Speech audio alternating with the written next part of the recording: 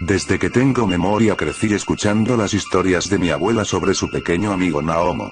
Un pequeño duende con el que vivieron miles de aventuras cuando era pequeña. Me divertían tanto sus historias que un día decidí buscar a su pequeño amigo. Me pasé semanas buscándolo de habitación en habitación y hasta en su inmenso jardín. Ya muy cansado le pedí ayuda a mi abuelo y que me contara más de Naomo. Él me contó que en realidad mi abuela desde muy pequeña fue cleptómana y había inventado a su amigo imaginario para explicar las cosas que desaparecían ya que, según ella, eran parte del tesoro de Naomo. Eso casi me hace abandonar la búsqueda, pero para no desanimarme mi abuelo me prestó su detector de metales, al menos así tendría una oportunidad, me dijo. Busqué durante días hasta que muy lejos de la casa, finalmente encontré algo por debajo de una roca. Mi sorpresa fue enorme al encontrar un pequeño agujero como el de un conejo, pero al mirar adentro vi que era mucho más profundo de lo que parecía. Corrí a buscar una linterna y entré sin saber lo que encontraría. Luego de bajar unos 6 metros, encontré lo que sería un enorme tesoro que a Naomo debe haberle tomado décadas en reunir.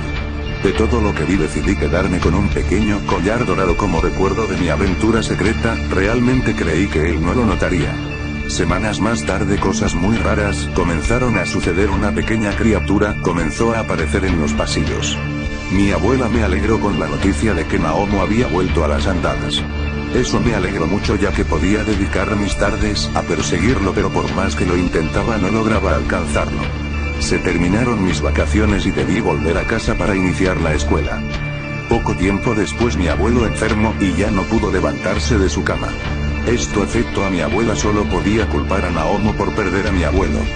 Ya nadie quería volver a esa casa, así que mi abuela vino a vivir conmigo.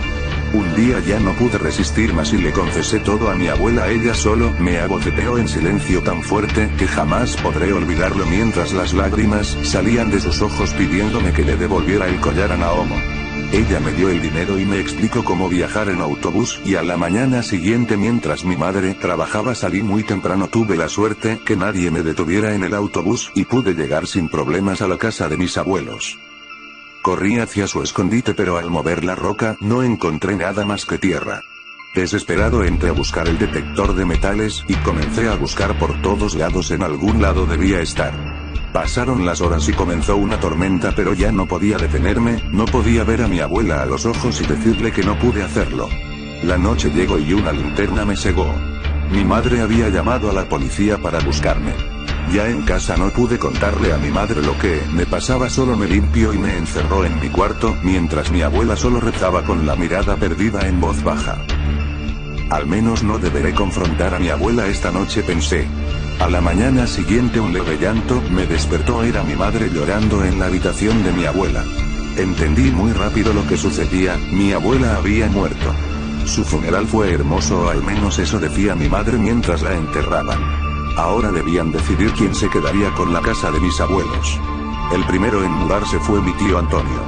Él comenzó a vivir con pánico constante por los rasguños con los que despertaba cada mañana. Solo pudo permanecer 3 semanas en esa casa antes de que su salud decayera. Los médicos trataron por meses de descubrir la causa de su enfermedad, pero murió poco tiempo después. Luego de eso todos comenzaron a alejarse de esa casa, incluso mi madre comenzaba a temer por su seguridad. Con el tiempo las cosas comenzaron a desaparecer en la casa de mi tía Ana, y en una de sus visitas nos contó que en la casa de mi tío sucedió lo mismo justo antes de que enfermara. No pasó mucho hasta que sufriera el mismo destino que los demás y pasara sus últimos meses en un hospital. Poco después la policía comenzó a investigar esas muertes tan repentinas, pero nada pudieron encontrar aún. Al contarle a los policías toda la verdad, se marcharon sin creerme una palabra. O al menos eso pensé. Días después uno de los policías vino a visitarme, pero acompañado de una mujer muy rara que decía ser una medium. Ella me habló de Naomo y de la maldición que persiguió a mi familia incluso antes de mi nacimiento, pero ni siquiera ella podía decirme cómo encontrar su guarida. Solo me dijo que él jamás se alejaría de su tesoro. Al menos eso fue una pista, solo debía esperar a su siguiente víctima. Desgraciadamente esa resultaría ser mi madre. Eso lo descubrí al comenzar a ver a Naomo en los pasillos de mi propia casa. Ahora se me terminaba el tiempo. Pero con la ayuda del policía comenzamos la búsqueda de su guarida, pero después de semanas llegué a pensar que era inútil, pero el policía no se rindió. Él trajo a su perro entrenado y usamos el collar para rastrear su olor. Fue así como conseguimos acorralar a Naomo en una habitación vacía y con mucho cuidado pudimos devolverle el collar, pidiéndole perdón para así devolverle la paz a mi familia. El tiempo pasó y creí que todo había acabado, pero de pronto la salud de mi madre decayó y fue rápidamente internada. Realmente furioso comencé a gritarle a Naomo, por lo que solo pude escuchar risas a lo lejos antes de que mi tía Carmen me detuviera pensando que hablaba solo. Llamé de nuevo al policía para pedirle una última vez a su perro y poder encontrar a Naomo. Aunque ya no tenía el collar, nadie volvió a pisar esa habitación vacía desde la última vez. Fue así como con la ayuda del policía y la medium finalmente pudimos encontrar su tesoro. Tomamos hasta la última pieza de su tesoro y lo enterramos en la tumba de mi abuela, donde él jamás podría alcanzarlo. Me sorprendí mucho al entender a lo que habíamos llegado. Había desenterrado a mi abuela y llenado su tumba con esas malditas cosas. No pasó mucho para que todos los que me ayudaron comenzaran a morir. Esta maldición también los había alcanzado. Mi madre, aunque muy débil, estaba luchando por su vida. Los médicos no pensaban permitir que otra vida se les escapara de sus manos. Ya no sabía qué hacer, estaba completamente solo. Hasta que recordé cómo había comenzado todo esto y noté que mi abuela había dicho: Naomo volvió, pero entonces ¿dónde estaba antes? ¿Qué había pasado con él? Volví a la casa de mi abuela sin nada que perder, me puse a ver todo lo que mi abuela tuvo que pasar en los psicólogos en su infancia hasta que finalmente pudo librarse de él. Finalmente obtuve una respuesta detrás de una fotografía de mi bisabuela. Ella lo había vencido, pero de una manera horrible. Un hueso humano bendecido podía herirlo, se leía.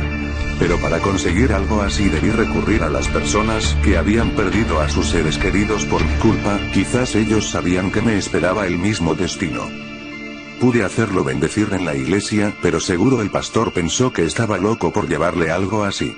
No tuve que esperar mucho, sabía que él vendría por mí esa misma noche. Pude verlo frente a mí haciéndome el dormido, pude hacer que se acercara lo suficiente para atacarlo y antes de que pudiera escaparse, lo apuñalé desesperadamente sin ni siquiera pensarlo, a pesar de que su sangre apestaba y quemaba mis manos, pero en ese punto ya estaba muy cansado para dudar. Fue en ese momento que entendí que ya no quedaba ni una pizca de inocencia en mí. Cuando dejó de luchar y pude detenerme, ya no pude dejar de llorar cubierto de la sangre que quemaba mi piel. Tanto ruido despertó a mi tía y al llegar a la habitación pudo ver a Naomo tendido en el piso, por lo que rápidamente me tomó en sus brazos sacándome de la habitación. Al día siguiente ella se encargó del cuerpo de Naomo. Según me contó, logró que el pastor de la iglesia se encargara de él y lo llevara muy lejos donde ya no podrá lastimar a nadie. Días después, al visitar a mi madre en el hospital, pude decirle que ya todo había terminado, y aunque le pedí que se recuperara pronto para volver a casa, ella me sonrió aliviada de que al menos ya podía dejar de rezar por mí. No entendí muy bien sus palabras en ese momento, pero me quedé a su lado esa noche. Desgraciadamente ya era muy tarde, su cuerpo estaba muy débil para seguir luchando. Esa misma mañana ella murió.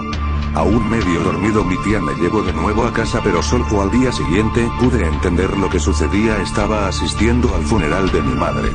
Por alguna razón ya no podía llorar, había entendido que en parte todo fue mi culpa. Ahora solo quedaba yo para contar esta historia desde sus inicios, cargando las cicatrices de aquella noche que me impiden olvidar los pecados de mi pasado, sabiendo que Naomo algún día podría volver.